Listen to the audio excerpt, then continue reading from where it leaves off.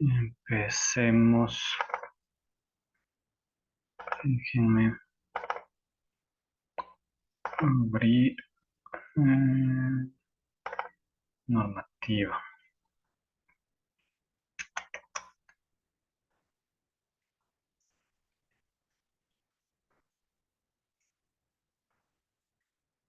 Teníamos algo más. No sé si. Entonces, en este capítulo que hemos iniciado de normativa legal, entendimos más o menos cómo está estructurado, ¿no es cierto? La parte ambiental y específicamente para el recurso suelo.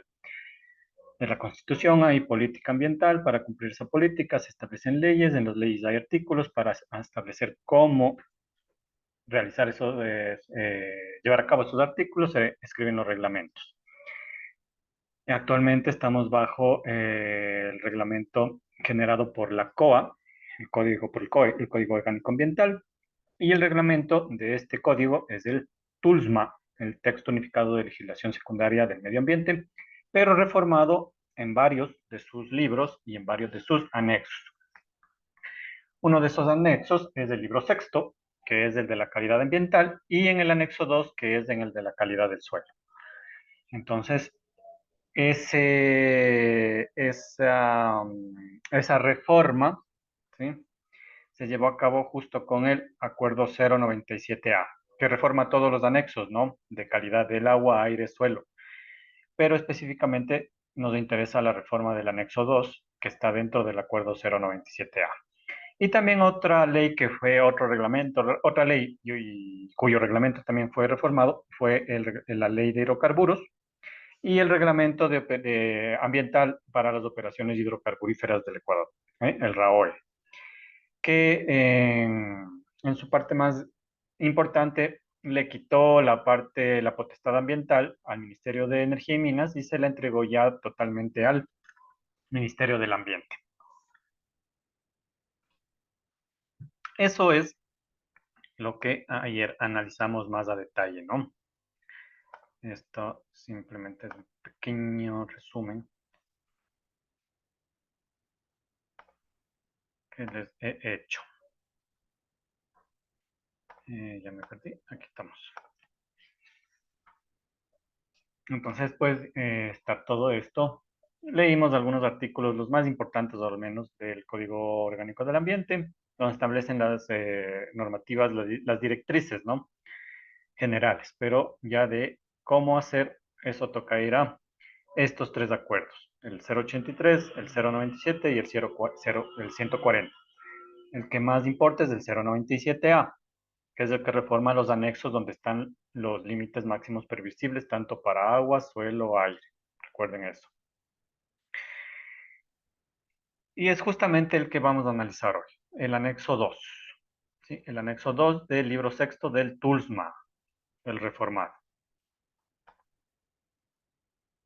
Entonces, para eso me voy a ayudar de el acuerdo 097A, anexo 2. Recuerden, no se vaya a confundir. El acuerdo 097 no solo tiene el anexo 2 de suelos, tiene todos los anexos. Solamente que aquí ya le he puesto separado el que nos interesa, que son 15 hojas, ¿no? De ahí el anexo 097 es como 60 hojas, ¿sí? Entonces analicemos un poco este anexo reformado. Entonces, fíjese, lo primero que nos ponen siempre es las consideraciones reglamentarias, ¿no? En base a qué se está construyendo este acuerdo. Entonces, en la Constitución, que era algo que no vimos, pero les indiqué que desde ahí partían las políticas, en el numeral 5, artículo 3 de la Constitución, ¿sí?, dice que es deber del Estado planificar un desarrollo nacional, erradicar pobreza, promover desarrollo sustentable, distribuir equitativamente recursos, riqueza para acceder al buen vivir. El buen vivir es el que tiene como política general nuestra Constitución. En el artículo 14, la población tiene derecho a vivir en un ambiente sano, ¿sí?, summa causae, que garantice el summa causae, etc. Entonces, bueno, ahí está toda la cuestión. Si usted quiere ver una historia, si usted quiere ver, más o menos, no ver una historia, sino ir viendo la historia de cómo se han hecho las reformas, siempre tiene que leer esta parte inicial, ¿no? Los considerandos, porque ahí más o menos le va indicando cómo ha ido armándose este acuerdo. Sí, por ejemplo, aquí le dice que ya han reformado el TULSMA, ¿sí? Aquí, acuerdo ministerial, las normas que estimen pertinente para sustituir al texto unificado de legislación secundaria, que es lo que yo ya les expliqué ayer, etcétera, etcétera. Y le van dando el nombre, ¿no? De todos los acuerdos, el 071, el 097, etcétera, etcétera. Entonces, visto todos estos requerimientos reglamentarios, acuerda expedir los anexos del texto unificado de legislación secundaria del Ministerio del Ambiente, reformados, porque ya existían, recuerda. Entonces, este acuerdo expide el artículo 1, que es la norma de calidad ambiental para el recurso agua. El anexo 2, la norma, esta es la parte importante, norma de calidad ambiental para el recurso suelo. La 3, que es referente a emisiones al aire, eso lo va a ver en la materia de aire. El artículo 4, el anexo 4, calidad del aire ambiente, ¿sí? Y el artículo 5 expide el anexo 5, que es referido a los niveles máximos de emisión de ruido. Todos esos tres los tiene que ver en la asignatura de aire. Disposiciones generales, bueno, eso no nos interesa mucho. Entonces aquí ya empieza el anexo, que es una reforma de un anexo que ya existía, ¿no?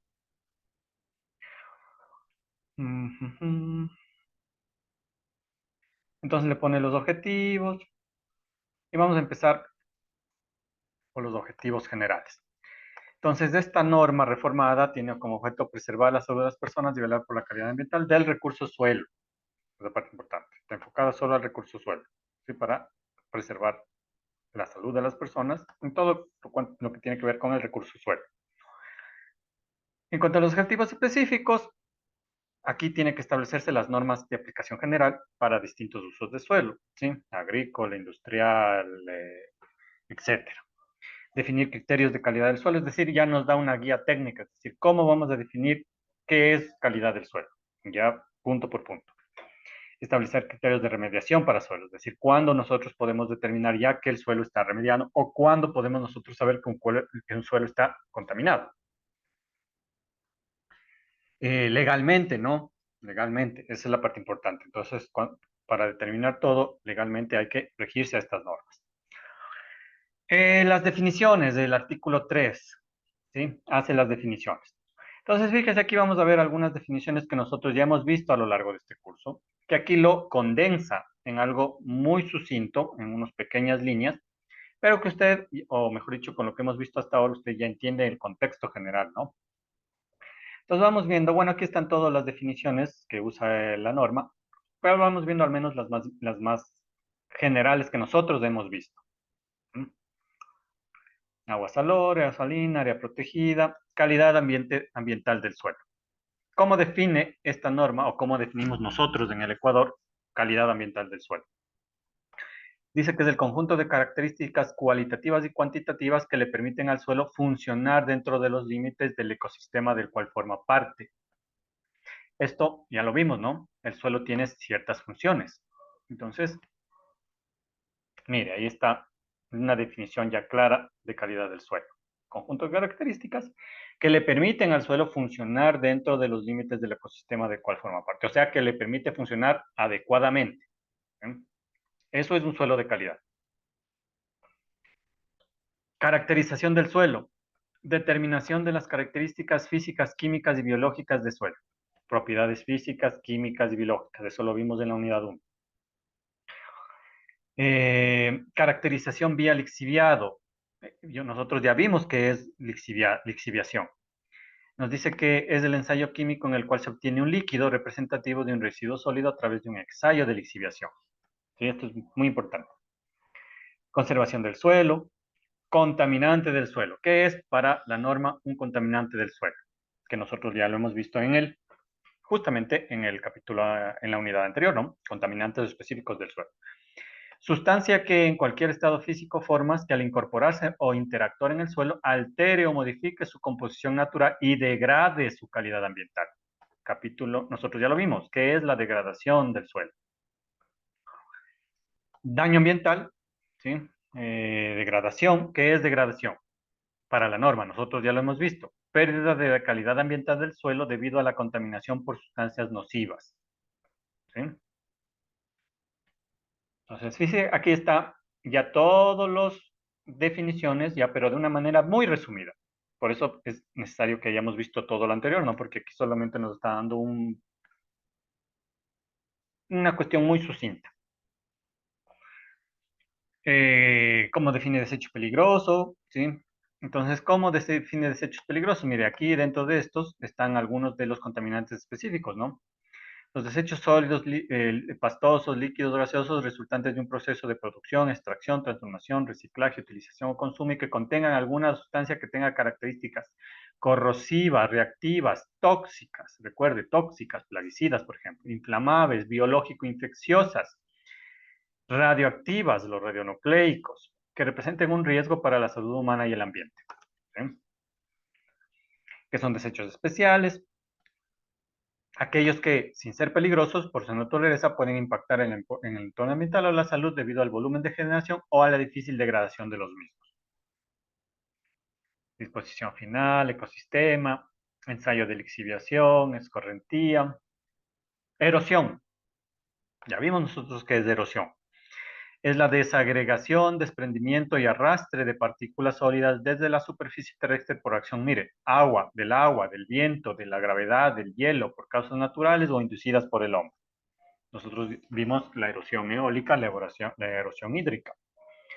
Fertilizante, producto de origen químico y orgánico que sirve para aportar nutrientes, NPK, a fin de mejorar la productividad.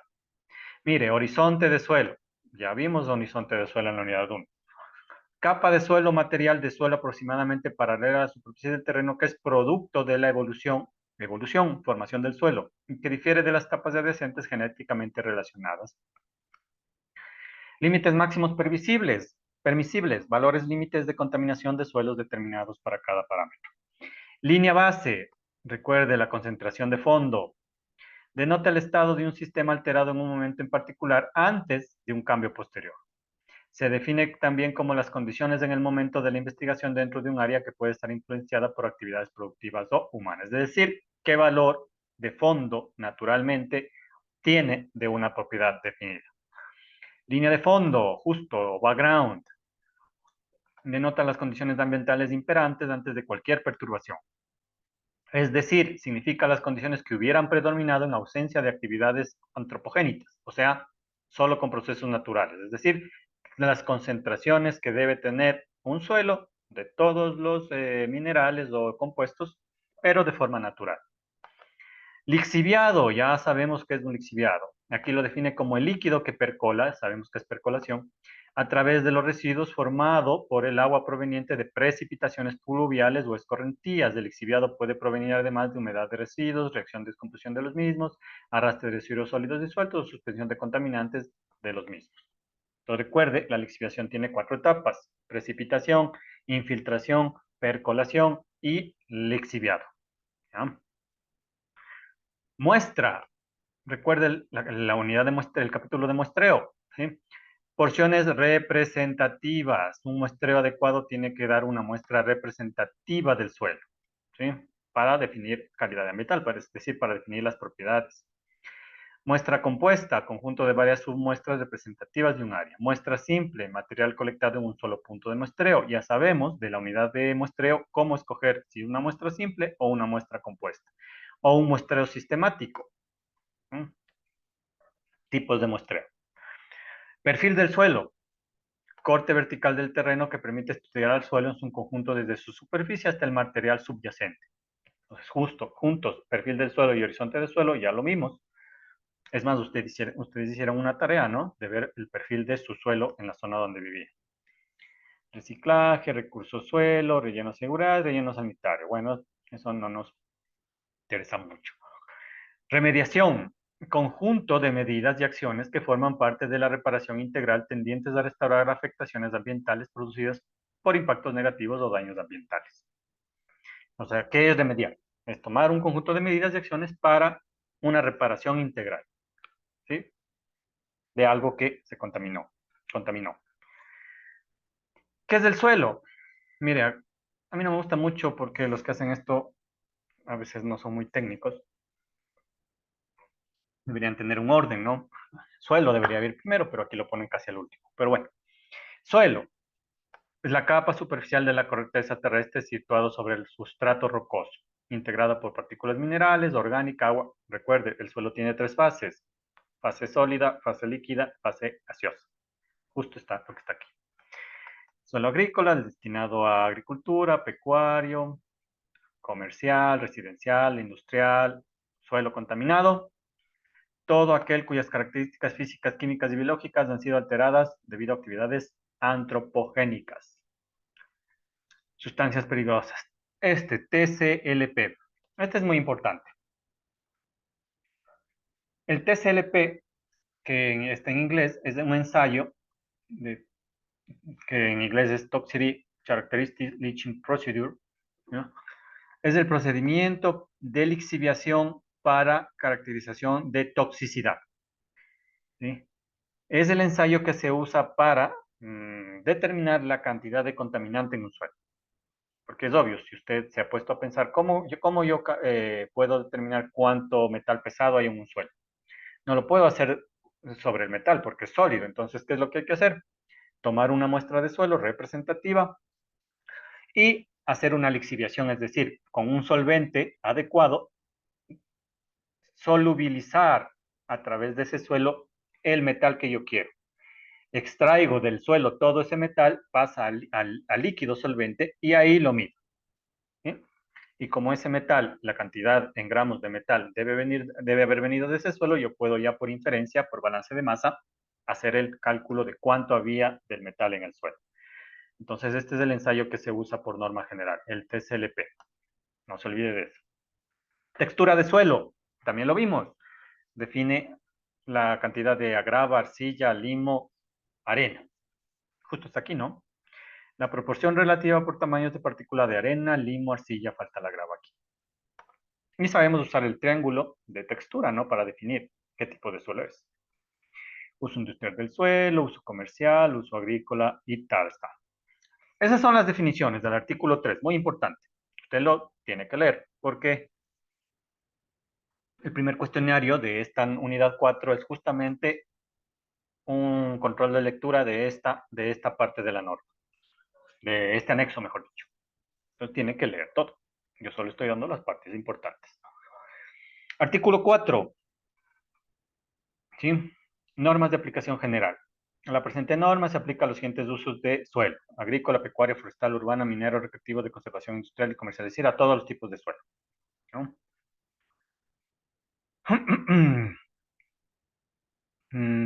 Prevención de la contaminación al recurso suelo. Artículo 4.2. La prevención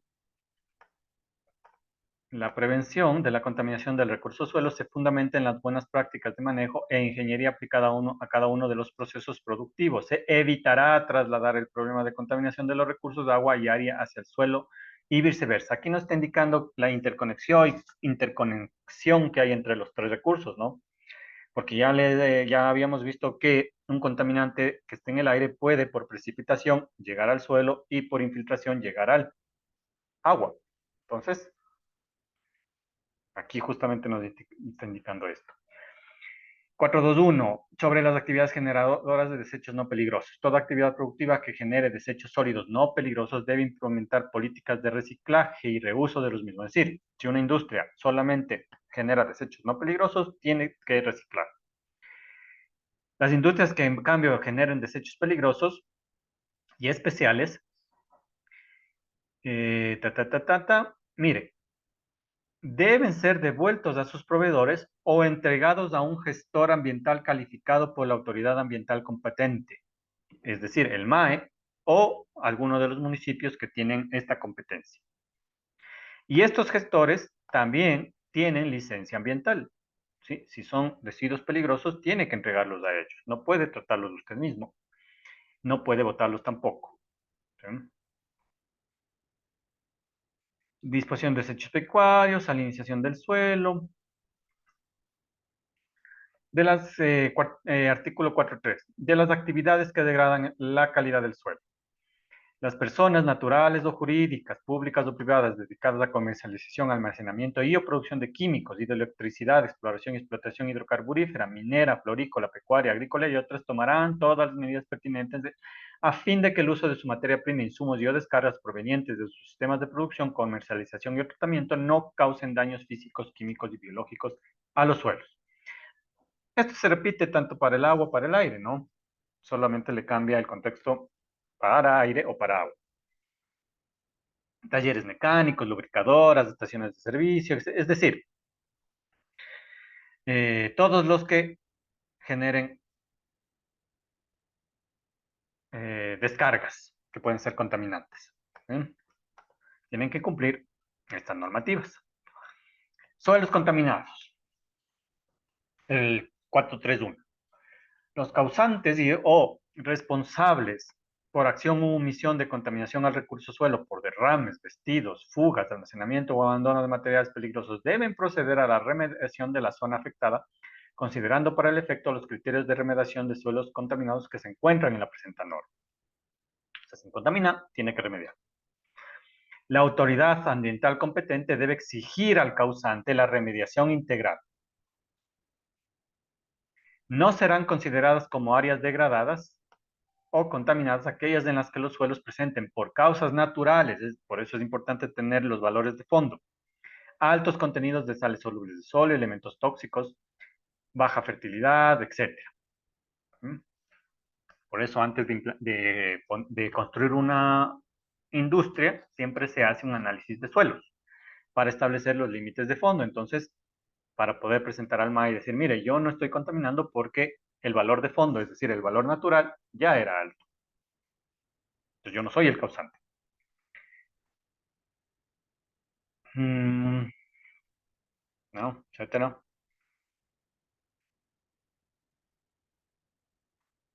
¿Qué más es interesante de aquí? Cuando por cualquier causa, artículo 4314, cuando por cualquier causa se produzcan derrames, infiltraciones, descargas o vertidos de residuos materiales de forma accidental sobre el suelo, áreas protegidas o ecosistemas sensibles, se deben aplicar inmediatamente medidas de seguridad y contingencia. Un plan de contingencia, eso le van a explicar en estudios de impacto ambiental. Esos planes de contingencia tienen que tener toda esta información: identificación, domicilio de los propietarios, localización del sitio, causas que motivaron el derrame, descripción precisa de las características físico-químicas de los contaminantes, acciones realizadas para la atención del accidente, analizar posibles riesgos de la salud humana, medidas adoptadas para limpieza y remediación. En el caso de que la autoridad ambiental competente lo requiera, solicitará una evaluación ambiental y valoración económica del daño. Esto es lo típico que debe haber en un plan de contingencia, que tienen todas las empresas. Sí, lo va a ver en estudios de impacto usted. Mm, cuando la autoridad ambiental competente determina que un suelo se encuentre contaminado. Mire, ¿quién determina que un suelo está contaminado? Usted no. Es la autoridad ambiental competente, según que el artículo 4315 del anexo 2 del libro sexto del TULP. ¿Sí? Si fuera abogado, así es como debería usted hacer la escritura de la denuncia, ¿no?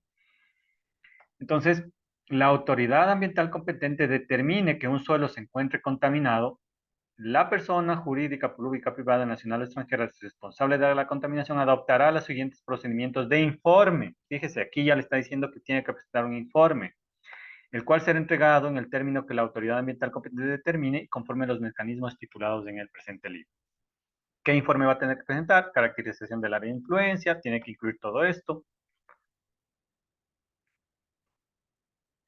Determinación del origen de la contaminación, tiene que incluir todo esto.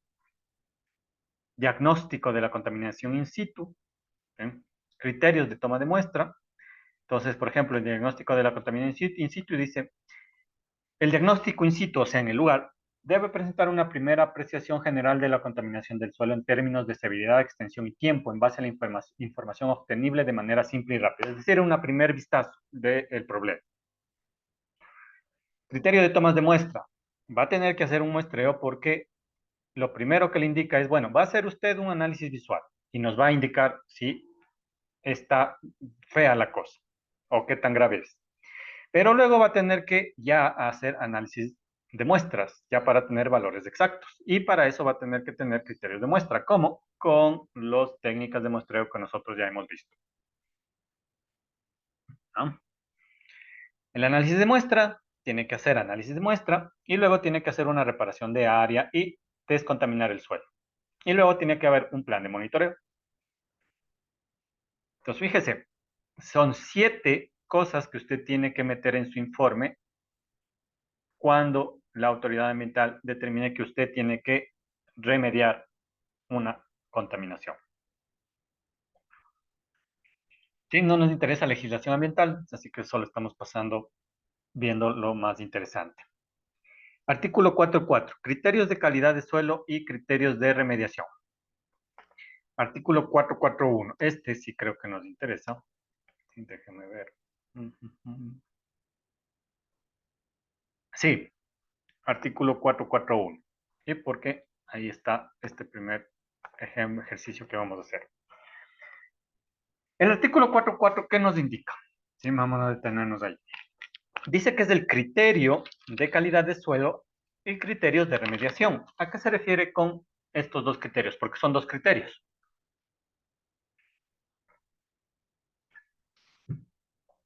¿No?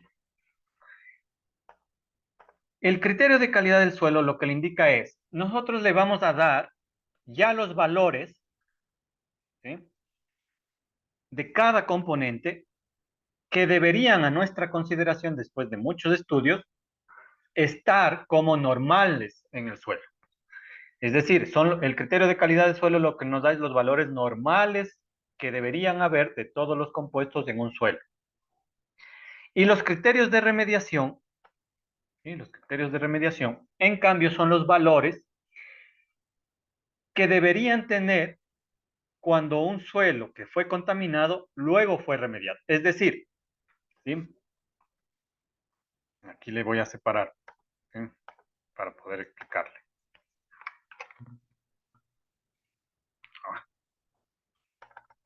Pongamos más hojas.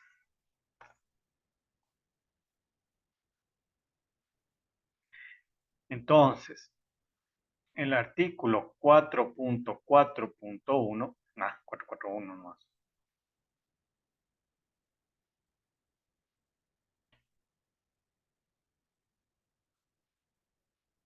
del anexo 2, define dos criterios.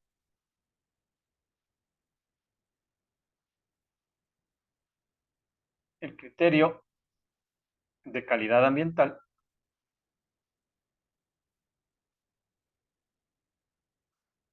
y el criterio de calidad de la remediación. Entonces, ¿qué es esto? Define los valores ya.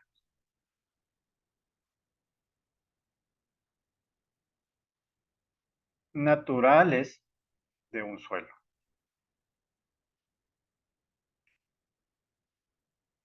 Y aquí define los valores que debería tener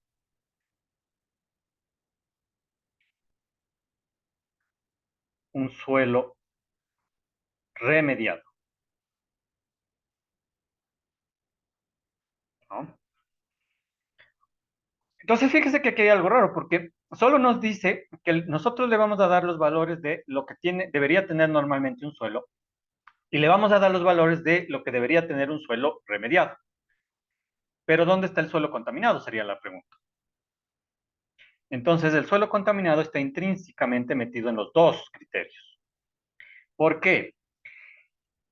Si nos dan los valores naturalmente de un suelo, ¿sí?, podemos definir la contaminación de un suelo si valores son mayores a los naturales. Obviamente, si normalmente debe haber una concentración de plomo y en el suelo que estamos hay mayor concentración de plomo, hay contaminación. Y en los criterios de calidad, de remediación, perdón, lo que nos dice es, bueno, si usted ya se da cuenta que hay contaminación, debe hacer una remediación por normativa. Le va a exigir la autoridad ambiental. Pero para demostrar que usted ha remediado, nosotros le vamos a dar una tabla de valores con los límites máximos permisibles.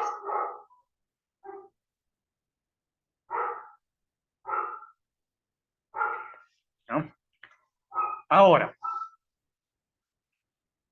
los límites máximos permisibles de remediación siempre van a ser mayores que los valores naturales.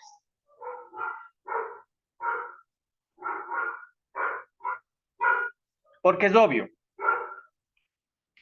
nunca se va a poder entregar un suelo de la misma forma que estaba inicialmente, después de una contaminación. Es imposible. Y eso lo entiende la autoridad ambiental. Entonces dice, bueno, cuando algo se daña, ¿no? Y por más que se repare, no va a quedar igual. Es como cuando usted compra algo y se rompe. ¿Mm? Por más que usted le pegue o lo remiende, ya no va a quedar como nuevo.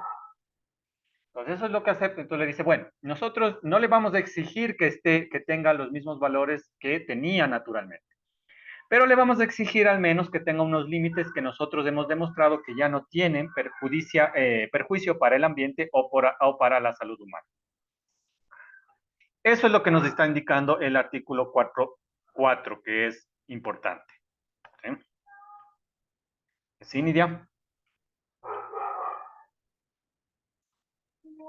Inge, buenas noches. Inge, me acaba de escribir Adriana, me dice que ya conversaba justificado con la ingeniera Fernanda, pero dice que todavía no tienen energía eléctrica, dice no sabe si es que hay la posibilidad de que le active la prueba, pero porque les han dicho que tal vez a las 8:30 les llegue la energía eléctrica. Entonces no está segura si le llega o no. Sí, ya me indicó la coordinadora. Sí, ya le voy a activar hasta el domingo, me indicó la coordinadora que le active.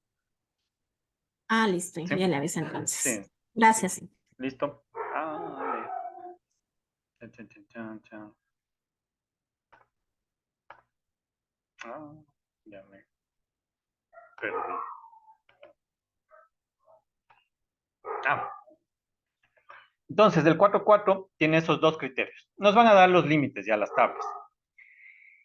El 4.4.1 nos dice caracterización inicial del suelo. La calidad inicial del suelo presentado por el proponente como parte del estudio de impacto ambiental, fíjese, cuando le enseñen estudios de impacto ambiental, le van a indicar esto.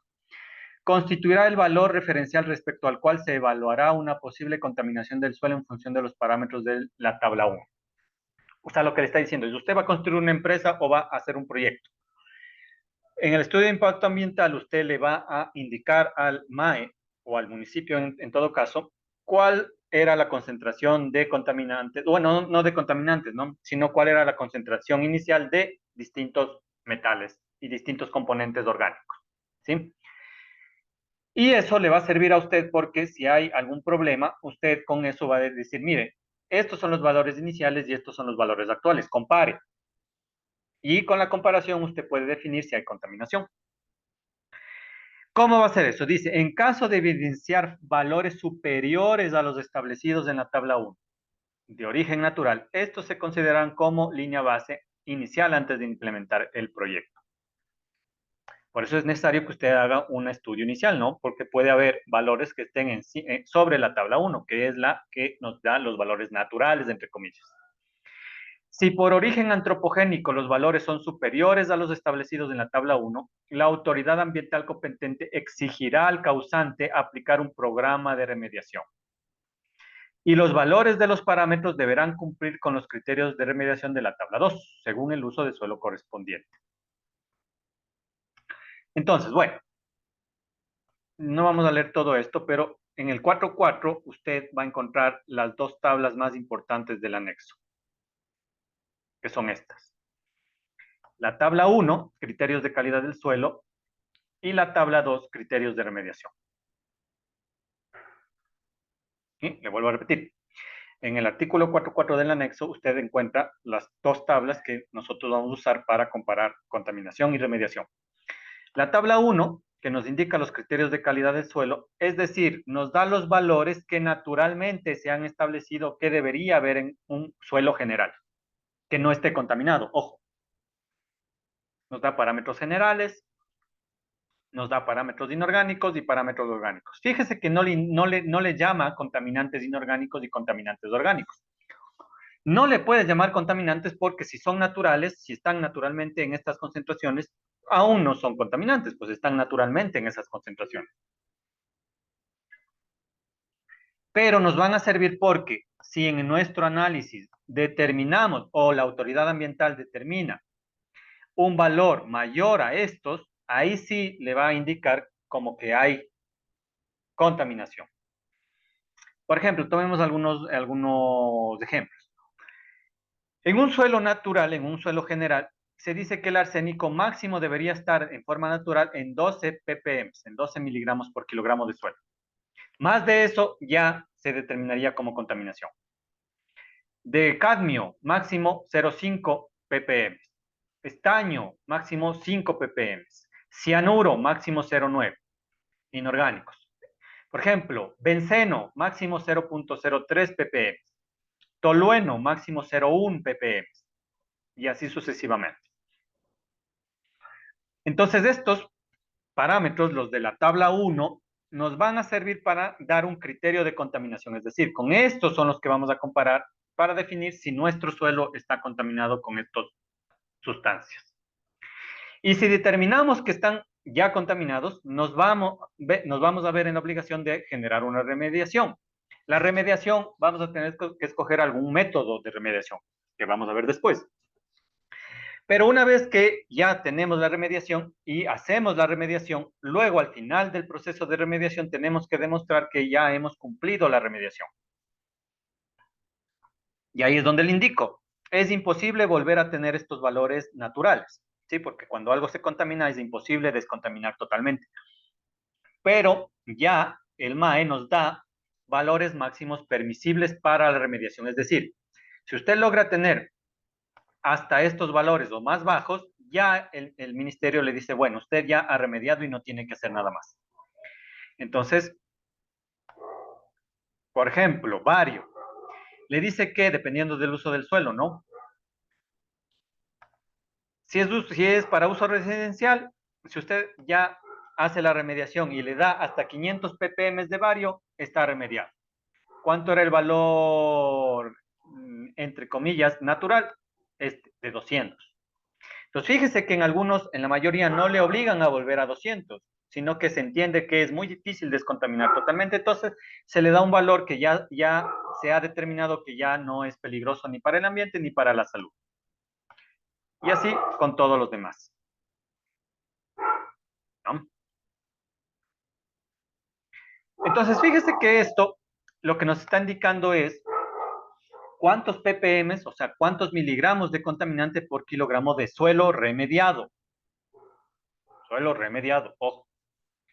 Ahora, aquí hay que tener mucho cuidado, porque para definir criterios de remediación necesitamos nosotros cumplir dos criterios. El primero es el de esta tabla, es decir, cumplir con estos valores, con estos límites máximos permisibles.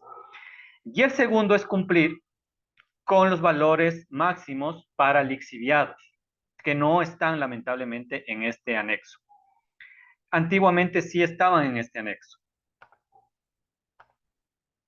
¿Sí? Entonces voy a volver acá. Perdón. ¿No?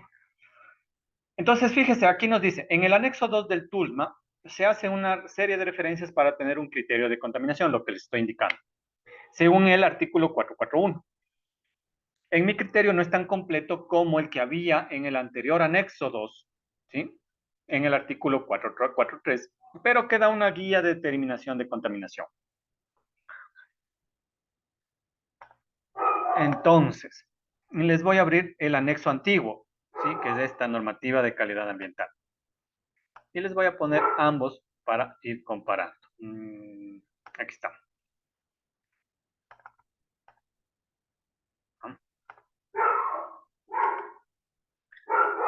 Este de aquí, que les estoy mostrando, es del anexo 2, pero antiguo. Y este es del anexo reformado con el acuerdo 092. Prácticamente son similares. Tienen las definiciones, ta. Pero en el artículo 4 de las actividades que degradan el suelo, que es el mismo de aquí, había una tabla que no la volvieron a poner acá, la quitaron, pero que era más útil, a mi parecer, y que sigue siendo útil. ¿Sí? Entonces, en el 4, en el artículo 4, en esto dice, mire, suelos contaminados. Nos da, aquí es donde nos dice como que más específicamente, ¿no? Entonces, comparemos. En el que le acabo de decir, en el anexo 2 reformado, le dice que la caracterización inicial del suelo y le dice que si por origen antropogénico los valores son superiores a los establecidos en la tabla 1, la autoridad ambiental le exigirá al causante, o sea, como que ya determina que está contaminado. En el anexo 2 antiguo, ¿sí? Le daban esta tablita que le indicaba que la autoridad ambiental de control exigirá al causante de la remediación del sitio contaminado el seguimiento de las acciones de remediación hasta alcanzar los objetivos o valores de remediación establecidos en esta norma, ¿no? Pero ¿cómo se determinaba? Eso es lo importante. Mire, el regulado determinará la concentración presente o actual del parámetro bajo estudio en el área afectada. Así, se procede a comparar los resultados obtenidos de la concentración presente en el suelo contra los valores de fondo. Se considera que una concentración presente 3 veces mayor que el valor de fondo para el suelo denota contaminación que requiere atención inmediata por la autoridad ambiental. Ver tabla 1. El procedimiento descrito será coordinado y supervisado por este artículo, esta parte y esta tabla ya no la pusieron aquí, pero esto era muy útil, porque aquí la tabla era un indicador de contaminación, es decir, era un factor de contaminación, que era la división entre la concentración presente sobre el valor de fondo. ¿Cuál es el valor de fondo? El valor de la tabla 1, que también es de tabla 1 aquí, ¿no? Que está por acá arriba, me parece. Ah, no, pues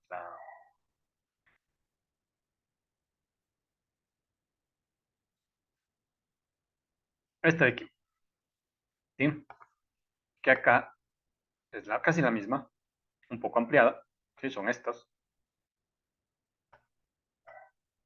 Pero aquí no le pusieron esta, que a mi parecer era lo más pertinente. Entonces le decía, simplemente para determinar si hay contaminación, calcule el factor de contaminación, es decir, divida la concentración presente en el suelo para el valor de fondo o natural.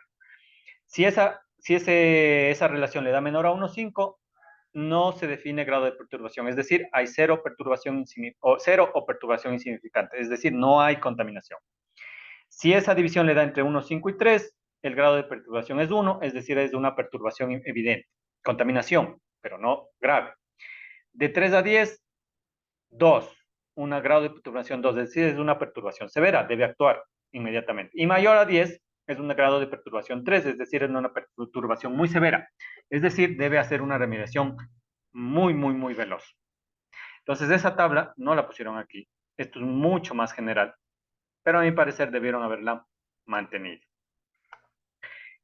¿Sí? Es para tener una forma más específica de definir contaminación.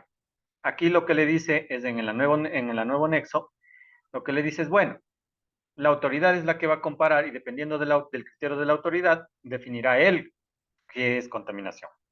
En el antiguo era más técnico, ¿no? Entonces, eso en el 4.4. Entonces, la importancia del artículo 4.4 es que tiene las tablas con los límites naturales y los límites de remediación. Y nos da una definición de cuándo hay contaminación, cuando los límites superen a los límites de la tabla 1. ¿No? Criterios de remediación de suelo. Los criterios de remediación se establecen de acuerdo al uso de suelo, es decir, hay que cumplir las normas. los límites máximos permitidos. Muestreo y análisis de suelo. De la toma de muestras para caracterización de suelo. Es decir, aquí le indica cómo hacer la toma de muestras para mandarlas al laboratorio y medir los parámetros. A ver si cumplió con la normativa. Se tomará una muestra compuesta por cada 100 hectáreas, formada por 15 a 20 submuestras georreferenciadas. Esto ya lo vimos en muestreo. ¿Ya? Muestra vertical, todo esto. Métodos analíticos. Aquí otra vez le indica, ¿no? Los análisis físico-químicos y microbiológicos los debe mandar a un laboratorio que esté acreditado por el Servicio de Acreditación Ecuatoriano, para que sean válidos. Los ensayos de lixiviación, que son los que se usan para determinar concentraciones, deben sí o sí manejarse bajo la norma EPA 1311, que es la que desarrolla el método TCLP, o de lixiviado para caracterización de toxicidad. ¿Mm? Y aquí la parte importante es esta, mire. Aquí también tenga en mente esto. Los valores máximos permitidos para los parámetros en base a los ensayos de lixiviación son los establecidos en las tablas 9 y 10 del anexo 1, normativa de la calidad ambiental y descarga de efluentes, recurso agua, libro sexto, del TULSMA. Entonces, esto quiero que le entienda muy bien. ¿Bien? Y lo vamos a entender con el ejemplo que vamos a hacer. Pero le dejo esto en mente y le voy a dejar abierto. Remediación de suelo. Aquí lo que le está indicando es que va a tener que hacer proceso de remediación, indicar a la autoridad cómo está haciendo la remediación, el plan de monitoreo, etcétera, y luego va a tener que ver si cumplió con la tabla 2. Entonces, recuerde, en el artículo 4.4 tiene la tabla 1, que es los valores naturales que deberían haber de los compuestos inorgánicos y orgánicos. Tiene la tabla 2, que son los límites máximos permisibles cuando usted haga remediación de un suelo que ya se ha contaminado. Sí, es bastante, ¿no? Y tiene una tabla 3 que es el muestreo para suelos contaminados. ¿Cómo debe hacer el muestreo? ¿Sí? Entonces, si el suelo es de 0,1 a 0,19 hectáreas, tiene que tomarse como mínimo 6 puntos de muestreo. Esto ya lo vimos también en muestreo, ¿no? En la unidad de muestreo. Pero aquí también le da una ecuación, si es que le dice, mire, para extensiones menores a 0,1 hectáreas y mayores a 30 hectáreas, debe aplicar la siguiente función. Y igual a x elevado a 0,3 por 11.71, donde y es el número mínimo de puntos de muestreo y x es la superficie del suelo de la zona estudiada. Eso ya lo vimos es igualito, ¿no? A lo que vimos en la unidad de muestreo, pero solamente por hacer recordatorio.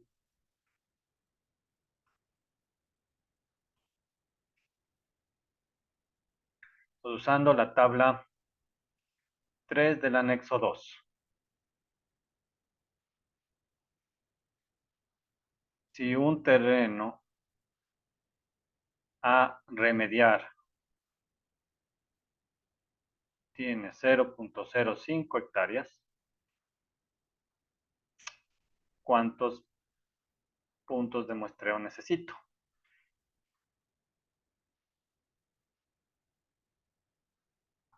Sería un ejemplo. Otro, si un terreno a remediar tiene 120 hectáreas, ¿cuántos puntos de muestreo necesito? ¿No? Entonces, eso es solo para los muestreos, ¿no? Entonces, fíjese que si ya tengo los valores que caen dentro de estos 0,1 hectáreas a 0,19, ya sé que necesito 6 puntos de muestreo, es decir, 6 puntos de donde yo voy a tomar una masa de suelo hasta llegar a 1 kilogramo, como nos dice arriba el artículo. ¿Sí? Para que sea representativa es esto. Pero si es menor a 0,1 o mayor a 30, hay que aplicar esta fórmula, que dice que es y igual a x elevado a 0,3 por 11.71.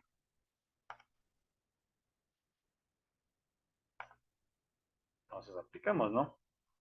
Y igual a x elevado a 0,33 por 11.71. Donde y es el número de puntos de muestreo y x es la extensión. Entonces aquí sería 0.05 elevado a 0,33 por 11,71. Entonces, ahí tendría.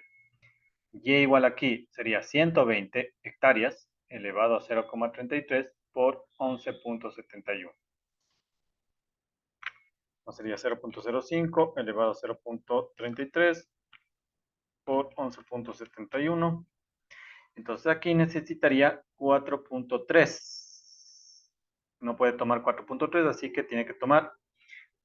Aquí, ojo, se toma siempre el más alto. 5 puntos de muestreo. Porque es más representativo mientras más alto. No le vaya a bajar. Y aquí, 120 elevado a 0.33 por 11,71. Necesito 56.8, o sea, 57 puntos de muestreo. ¿Ah? Es decir, aquí del terreno, que tiene 0.05 hectáreas, tengo que tomar 5 puntos de muestreo, dependiendo del muestreo que yo haya tomado, ¿no? Por ejemplo, en zigzag, 1, 2, 3, 4, 5, aleatorio. Aquí lo mismo, voy a tener que tomar 57 puntos de muestreo a lo largo de las 120 hectáreas. ¿Sí? Entonces eso lo vimos ya en el capítulo de muestreo. Ya hay acá. Entonces ahí acaba la norma. Entonces la parte más importante de la norma es que básicamente es el artículo 3 que nos da todas las definiciones. Y el artículo 4 que nos da las dos tablas. La de valores naturales y la de límites máximos permisibles para suelos remediados. ¿No?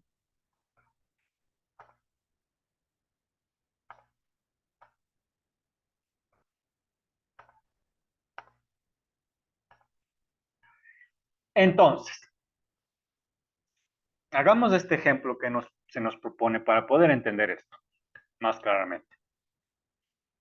Porque hasta ahora solo hemos hablado, ¿no? Para poder ver el contexto general. ¿Qué dice el ejemplo? Dice, se ha hecho un análisis en un suelo en el que se cree hay contaminación por zinc. De los análisis realizados se ha establecido la siguiente información sobre concentración del zinc. Valor de fondo dice que es el mismo de la norma anexo 2.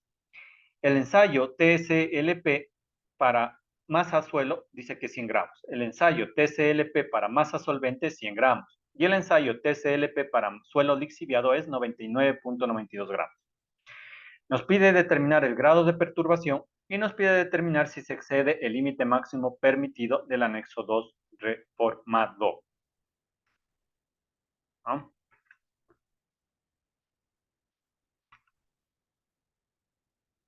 Entonces le voy a pasar esto acá. Y le voy a cortar esto.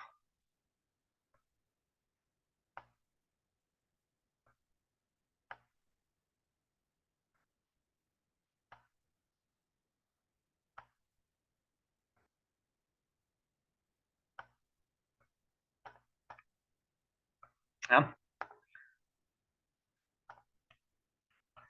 Entonces, les voy a explicar cómo se hacen los análisis para determinar en el laboratorio, ¿no? Porque usted cuando hace este análisis solo toma las muestras y manda al laboratorio y del laboratorio y manda los resultados. Pero siempre es bueno entender qué es lo que hacen en el laboratorio para tener una idea al menos. Usted no va a hacer esto que vamos a hacer nosotros realmente en la vida real, a menos que vaya a trabajar en un laboratorio, ¿no? Pero siempre es bueno saber cómo hacen las cosas. Entonces, mire, la idea central es buena. El problema es este. Yo tengo un suelo. Dice que está contaminado con zinc. Yo quiero saber si está contaminado con zinc. Entonces, ¿qué es lo que debo hacer? Debo comparar de la normativa vigente Y debo ir a buscar, a ver, en el zinc, que está aquí, mire. Dice que el zinc, el valor natural que debería haber, es de 60 ppm, 60 miligramos por kilogramo.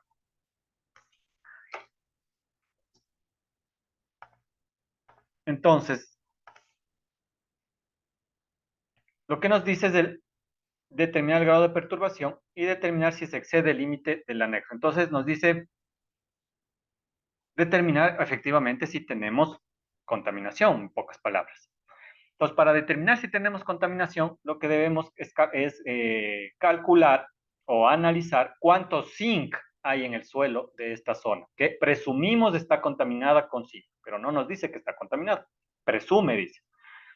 Entonces, ¿qué es lo que se hace?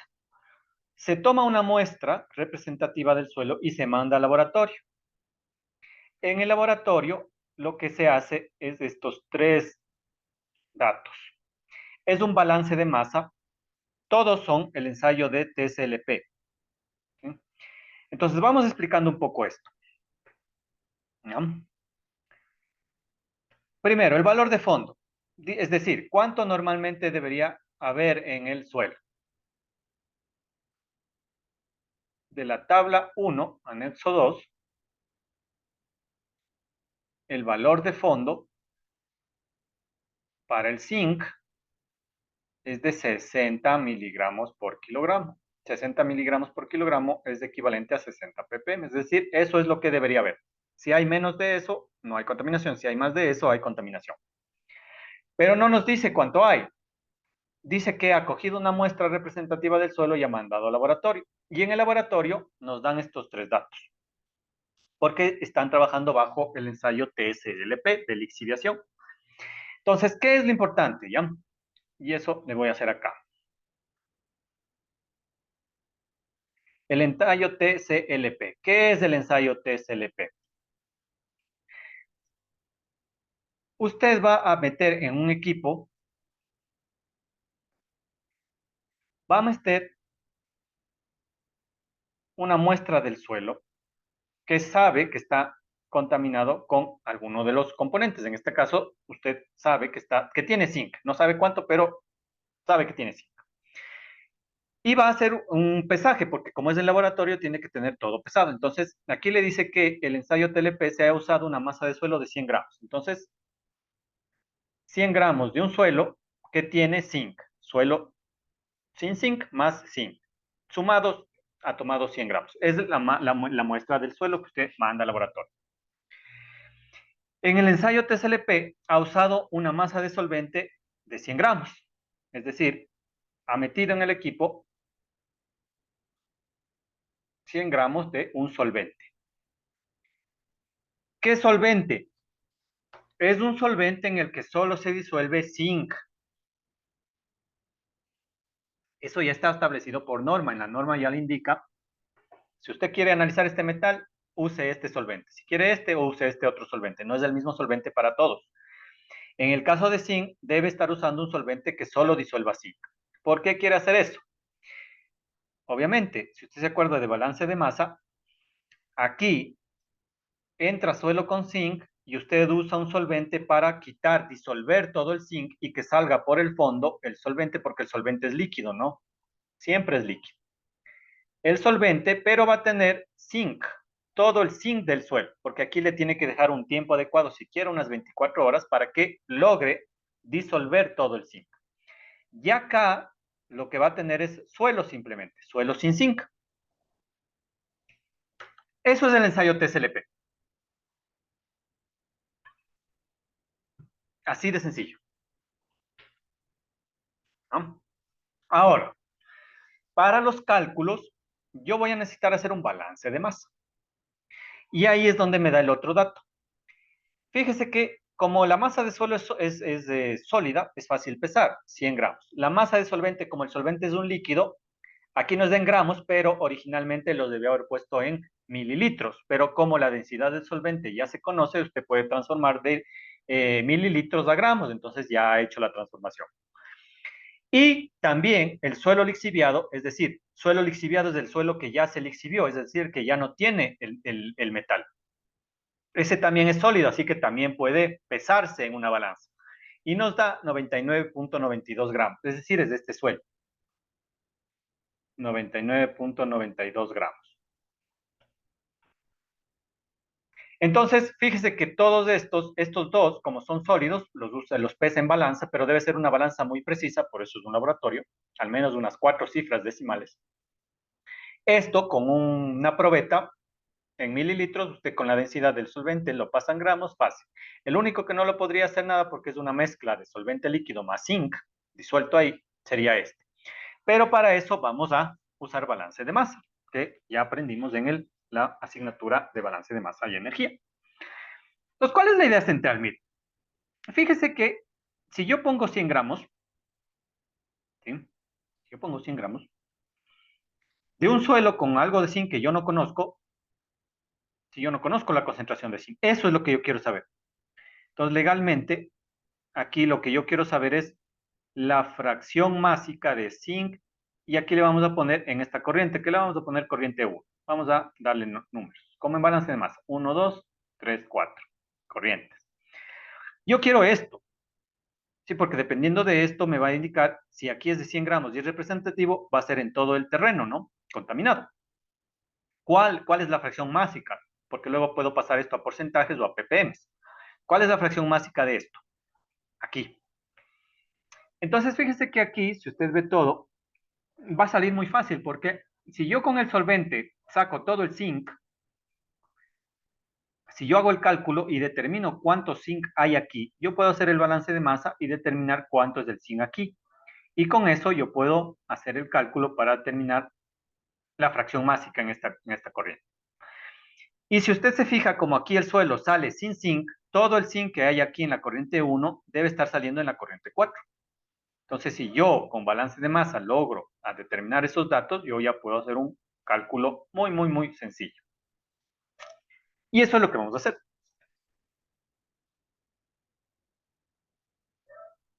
Un balance de masa. Recuerde, el balance de masa sería por la ley de conservación de la masa. ¿Qué dice la ley? Masa que entra debe ser masa que sale. Y aquí nosotros teníamos dos opciones, ¿no? Primero, un balance total de las corrientes. Masa 1 más masa 2 es igual a masa 3 más masa 4. La masa 1 yo la conozco, 100 gramos. La masa 2 yo la conozco, 100 gramos. La masa 3 yo la conozco, 99,92 gramos. La masa 4 es la que yo no conozco. Puedo despejar y me da, déjenme hacer el cálculo, 100,08 gramos. Esto sería 100,08 gramos. Quiere decir que si de solvente había 100 gramos y aquí hay 100,08 gramos, hay 0,08 gramos de zinc. Y ese zinc debió haber venido de acá. Y entonces,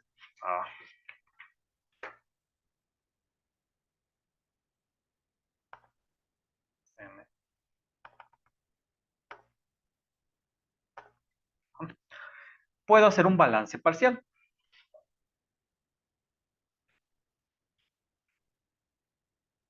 ¿De qué voy a hacer el balance parcial? En este caso, por default, siempre se hace un balance parcial del suelo, que es el más fácil de hacer. ¿Ah? Porque como no tengo concentración en ninguno, ¿sí? Voy a hacer el del suelo, porque ya va a ver cuál es la ventaja. Entonces sería balance parcial del suelo. Masa de suelo en 1 más masa de suelo en 2 debe ser igual a la masa del suelo en 3 más la masa de suelo en 4. ¿Dónde hay suelo? Solo hay en 1 y en 3 porque en 2 y en 4 solo hay sol 25. Entonces, en 2 y en 4 no hay. Entonces, masa de suelo en 1 debe ser igual a masa de suelo en 3. ¿Cuál es la masa de suelo en 1? Ahí viene la cuestión. En 1 hay suelo y zinc. Entonces yo necesito meter la fracción másica de suelo en 1 multiplicado por toda la masa 1. Y eso debe ser igual a la masa de suelo en 3, pero la 3 es todo suelo. Esa es la ventaja.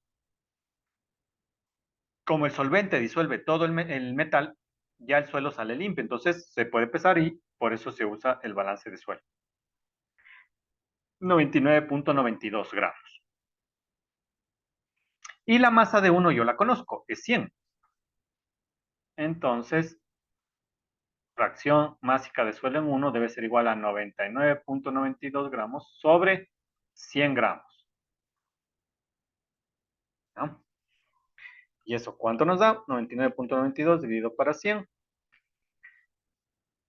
0.9992. Esa sería la fracción másica de suelo en 1.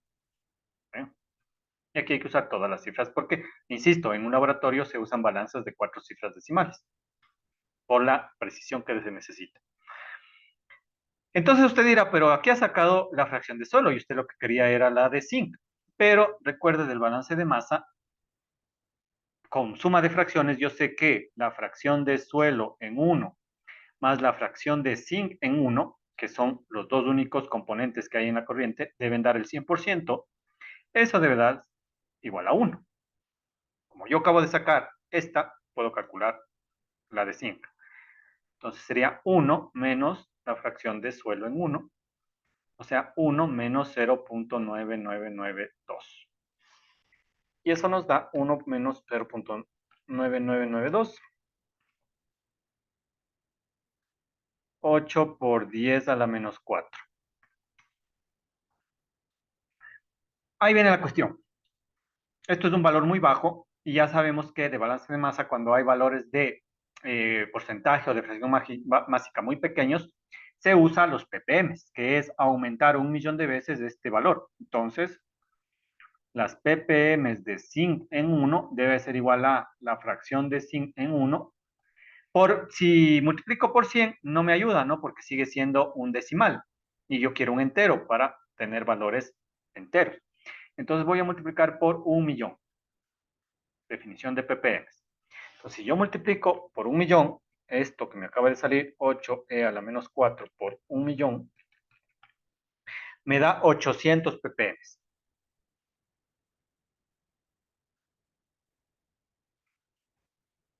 ¿No? Quiere decir que como esta muestra de suelo es representativa de todo el suelo, en todo el suelo también debe haber esta concentración, 800 ppm, y ahí es donde vamos a comparar. Entonces, ¿qué es lo primero que nos dice? Determinar el grado de perturbación. El grado de perturbación se determina con este factor de contaminación, que es del anexo antiguo, pero que yo lo sigo usando, ¿no? Es muy útil. Dice, el factor de contaminación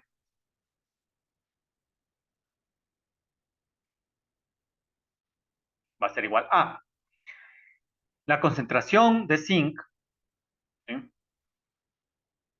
Los 800 ppm que hay en el suelo, y le dice la concentración presente versus de la concentración de fondo.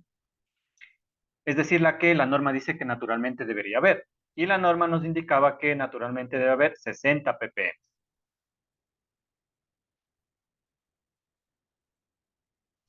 Eso nos da 800 dividido para 60, un valor de 13.3. Por lo tanto, ¿qué grado de perturbación hay? Según esta tabla, mayor a 10 es un grado 3, es decir, una perturbación muy severa. Entonces, perturbación grado 3, muy severa. Fíjese que ya ha determinado que sí necesita remediación.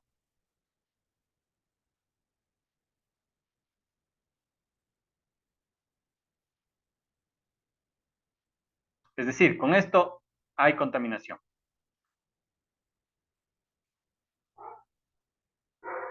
Y necesita remediación. ¿Ya? Entonces ya es un parámetro técnico.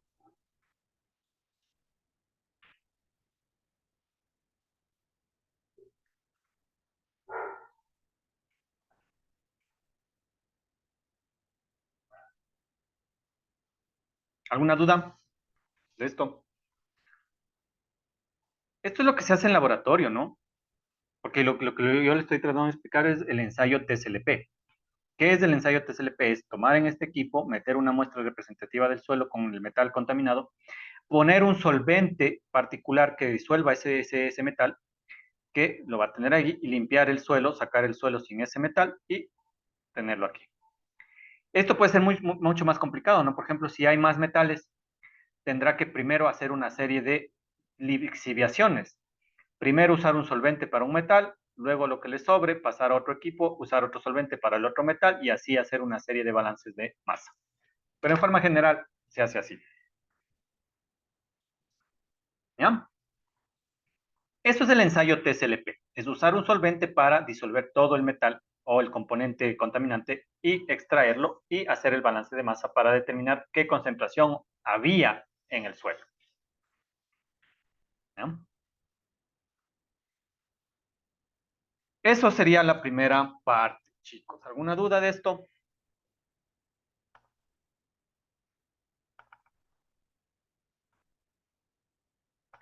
Ahora, ya hemos determinado que hay contaminación y ya hemos determinado que necesita remediación. Y ahora, si se fija, es la segunda parte del ejercicio. Dice, en el caso anterior, una vez establecido el factor de contaminación, se procedió a realizar una remediación con un método escogido por la industria causante de la contaminación. ¿Sí? Debió haber escogido algún método, que ya vamos a ver qué métodos pudo haber escogido, pero ahorita no nos estamos metiendo en eso, así que escogió un método de descontaminación, de remediación, el que sea. Una vez realizada la remediación, se han realizado nuevamente los análisis del suelo remediado, estableciéndose los siguientes valores sobre concentración de zinc en el suelo. Es decir, se vuelve a hacer el mismo TSLP, nos dan esta información y también nos dan esta otra información que ya les voy a explicar qué es. Pero al final lo que nos interesa es decir esto. Si el suelo remediado es de uso industrial, determinar si ya se cumplen los límites máximos permisibles ahora del anexo 2 reformado, ahora de la tabla 2 en cambio. Porque el valor de fondo era de la tabla 1. Ahora nos interesa la tabla 2. Entonces, voy a poner aquí.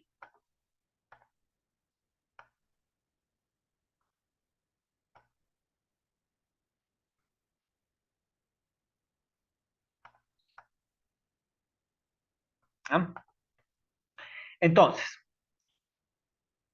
me insisto, si ya me entendió lo que es el ensayo TSLP, usted debe entender claro. Usted con este primer TSLP, es un primer TSLP que necesita hacer, va a determinar cuál es la concentración inicial, 800. Determina si hay contaminación y si necesita remediación. Aquí sí se necesita remediación porque 800 ppm es muy superior del valor de fondo, que es de 60. Hay una degradación, una perturbación grado 3. Ya determinó efectivamente que va a necesitar descontaminar, remediar. Usa algún método de remediación y luego tiene que volver a hacer TSLP el mismo para ver ahora cuál es el nuevo valor después de la remediación y ya nos da los de datos. Entonces, con ese TSLP vamos a tener que hacer lo mismo. Equipo 1, 2, 3, 4. Dice igual 100 gramos de suelo más zinc. Pero ahora hay menos zinc porque ya remedió supuestamente. 100 gramos de solvente, solvente para zinc, eso es lo que le dice aquí, y 99.98 gramos de suelo ya sin zinc. Quiere decir que el solvente se lleva todo el zinc, necesita llevarse todo el metal. Por eso usa un solvente potente y únicamente específico para el metal. Hace balance de masa, solo voy a escribir rápidamente, balance de masa. ¿Ya? Eh, Y aquí vamos a hacer el balance parcial de suelo, porque solamente quiero calcular la concentración aquí nueva, ¿no? Entonces sería masa de suelo en 1 más masa de suelo en 2 debe ser igual a masa de suelo en 3 más masa de suelo En 4. El suelo solo hay en 1 y en 3, así que este y este no hay. Masa de suelo en 1. Aquí viene la cuestión porque no sé, entonces, fracción másica de suelo en 1 por 100, que es la masa de 1, debe ser igual a masa de suelo en 4, en 3. Aquí me equivoqué, perdón.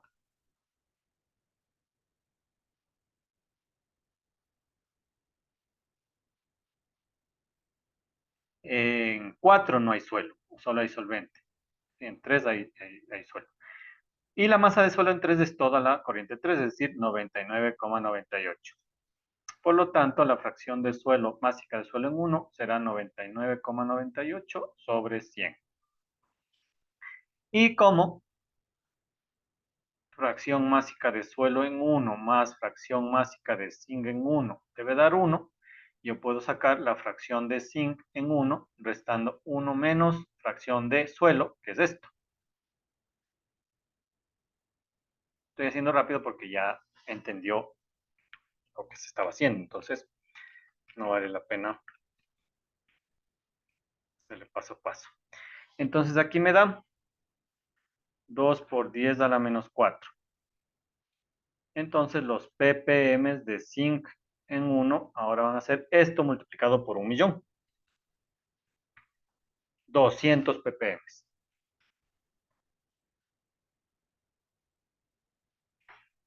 Y, insisto, no le estoy escribiendo todo porque es lo mismo de aquí, solo cambiando valores. Y ya entendimos qué es lo que se está haciendo. Entonces, ahora ya en este suelo hay 200 ppm. Debemos comparar, comparando con los límites máximos permisibles de la tabla 2 del anexo 2. ¿Bien? El límite máximo permisible para zinc en suelo, y ahí necesitamos el tipo de suelo, industrial.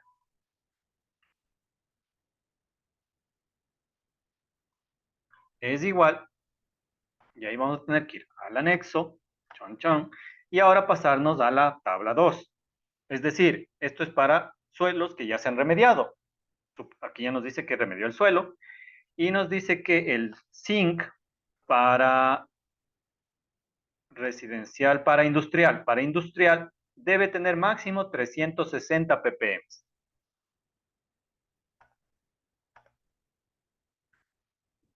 360 ppm. Oh, siempre se me cambia.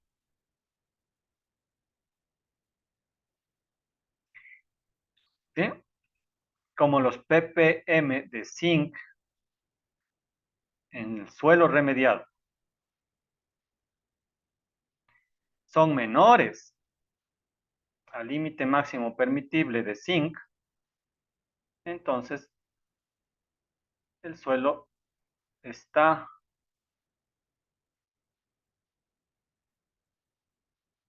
parcialmente remediado.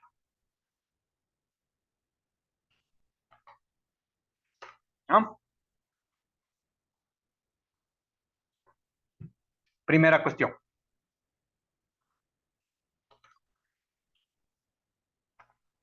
Entonces, ¿por qué le pongo solo parcialmente remediado y no remediado? Si ya cumplimos con este criterio. Porque ahí viene la otra cuestión, que es este artículo que yo le indiqué, que va a ser, que es importante. Este, el 462. Dice, los ensayos de la exhibición deberán realizarse utilizando el procedimiento de TSLP del EPA, y los valores máximos permitidos para los parámetros en base a ensayos de la exhibición serán los establecidos en las tablas 9 y 10, pero del anexo 1 del agua.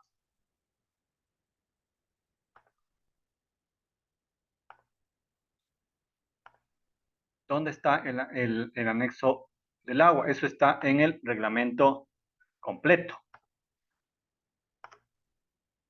¿Sí? En el 097 completo, más o menos yo ya me conozco, creo que es en el 21. Sí, en el de descargas, tabla 9 y 10. ¿Por qué le hace en suelos, en una norma de suelos, le hace usar una tabla del anexo de aguas? Aquí viene lo importante.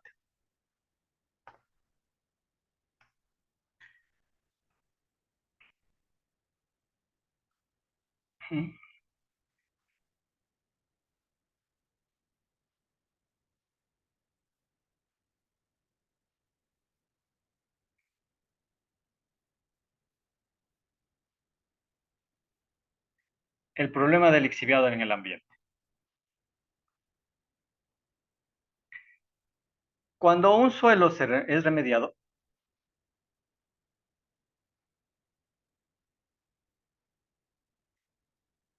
debe cumplir dos aspectos. El uno, que el contaminante en el suelo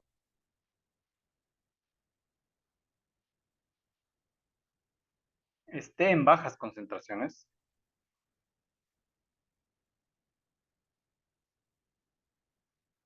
que es lo que ya cumplimos, ¿sí? Máximo 360 en este caso. Y lo segundo es que las concentraciones del contaminante en los lixiviados, pero ambientales, no de laboratorio. Ojo, no de laboratorio. ¿Sí? La concentración de contaminante en los lixiviados ambientales sean bajas también.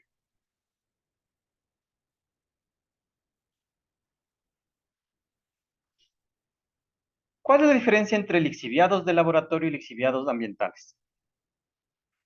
Este TCLP que yo le he explicado determina la cantidad de contaminante en una muestra de suelo contaminado. Es decir, este solvente debe extraer todo el metal, ¿eh? Debe extraer todo el... Pero usted entiende que este suelo está en una zona al ambiente. Entonces, una vez que usted remedia el suelo, ese suelo va a quedar al ambiente.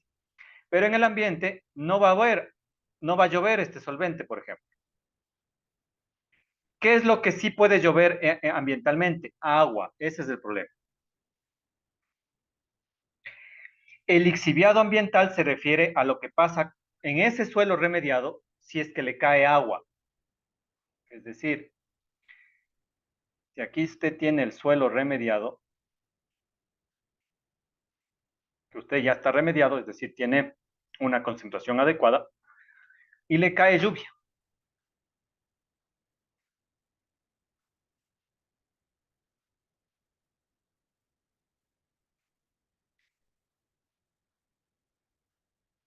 La lluvia es un líquido solvente, entonces va a entrar, va a infiltrarse y va a ir disolviendo zinc en este ejemplo. Ah.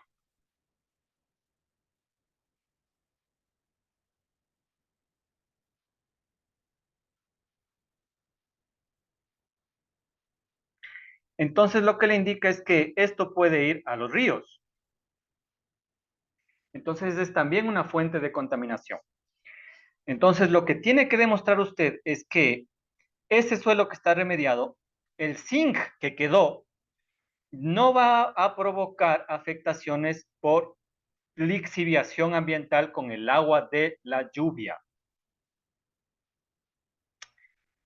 Entonces, por eso es que lo que le dices, bueno, vuelva a hacer un TCLP, ¿sí? Que es esta otra parte, vuelva a hacer un TCLP.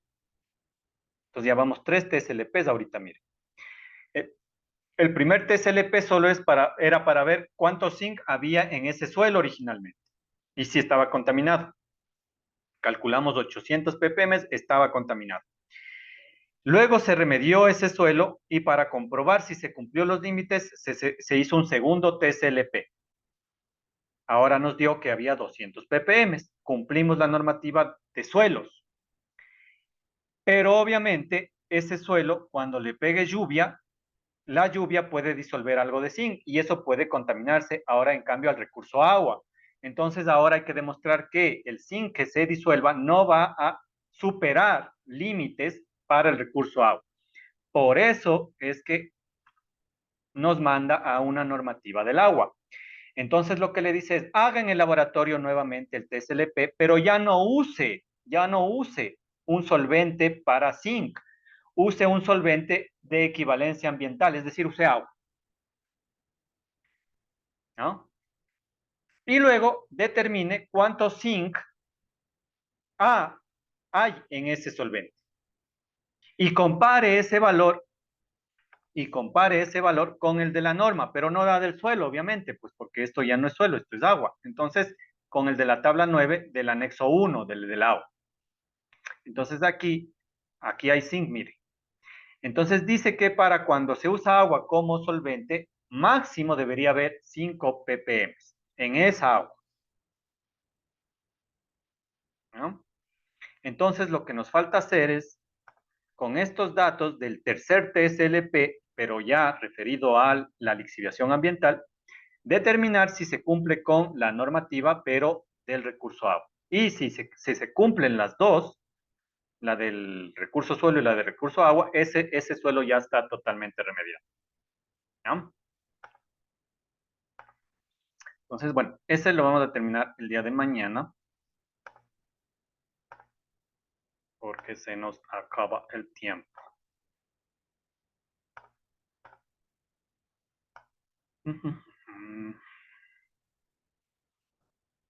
Entonces, vamos a la asistencia.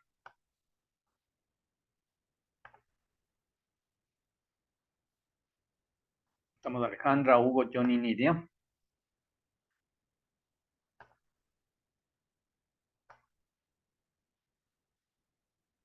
Hugo, si está, si no. Buenas noches, bien que presente. ¿Cómo está? Nidia, si está. Johnny, Presente. Presente. ¿cómo está? Adriana, ella está con problemas de conexión, ¿no? Más Sí, de que no dos. tiene energía. Sí, falta justificado. Alejandra, si está. Entonces estamos todos. ¿Cómo está Alejandra? Ahí estamos. Listo. Eso es, chiquillos. Entonces, hasta ahí estamos. Mañana terminamos ese ejercicio. Recuerde, si tiene alguna duda de esto, no vaya a quedarse con la duda, ¿no? Luego no va a poder hacer los ejercicios de las pruebas ni de los trabajos. Que uno de los trabajos justamente tiene que ver con realizar esta serie de cálculos. Entonces, si tiene alguna duda, me pregunta. Eso es por el día de hoy, chicos. Que tengan buena noche y nos vemos mañana. Chau, chau, chau.